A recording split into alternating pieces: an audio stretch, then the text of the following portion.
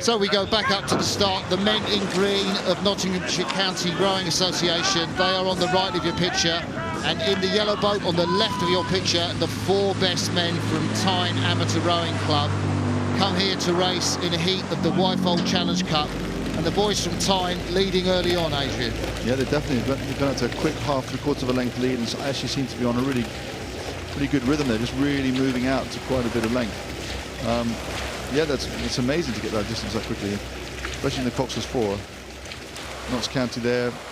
Now we've got change of view further down the course, joining the race live, and you see Notts County Rowing Association here about 2 lengths behind Tyne. Tyne doing a good job here. It's a great view from here. These are the boys from Tyne that we're going with here. They row obviously on the Tyne River, about 7 miles west of Newcastle. They got a nice new clubhouse. It's a great stretch of water up at Newbourne. It's such an old club. You see the old professionals that used to row there in the 19th century. This club was founded in 1852. And it's a really important name in the history of British rowing. And these 4 guys are keeping that name burning bright in this heat of the Wyfold Challenge Cup. And it's a club that's been building momentum at Henley. 4 or 5 years ago, they weren't really coming before. And then gradually people started joining the club.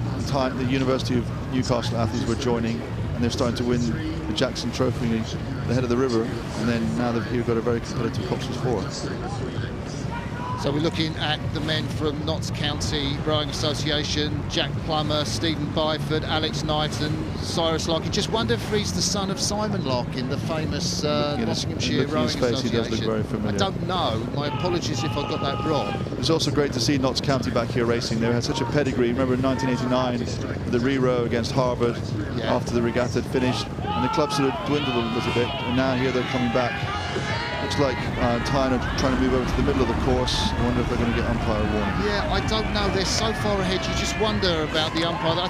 I think they'll go back. We're back now live with this race. You can see the back of the Tyne bowman, Matthew Crooks. He's a chartered accountant. All these Tyne guys work.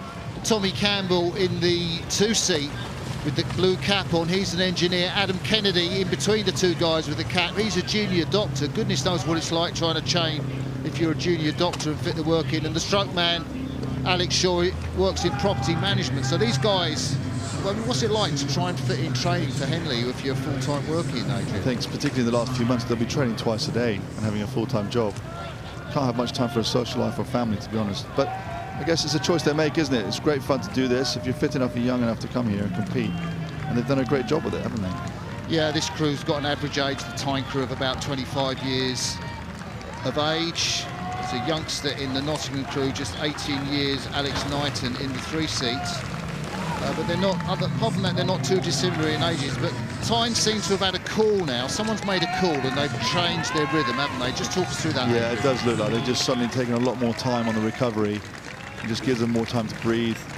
And then it means you're taking less strokes, and that means it's more economical. When you're that far ahead now, it just takes the sting out of the legs coming into the last few hundred. The green of Nottingham, as Tyne approach the finish at quite a leisurely rate of striking. They've really gone down, done the work in the first 3/4 of this course, and now they're taking it easy as they cross the line. Look back on their opponents from Nottingham.